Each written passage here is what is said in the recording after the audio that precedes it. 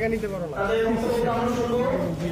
এখানে আমাদের কেন্দ্রীয় বিন্দু রয়েছে, তাদের কাছে যদি তাদের কোনো কিছু জানার থাকে তারা অবশ্যই সেটা বলতে পারে কমিশনের মাধ্যমে।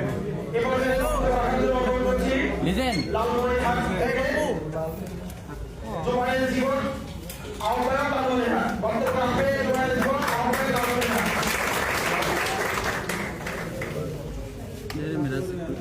না এখানে তারা জায়গা নেই আমি অর্থ ইয়ে করে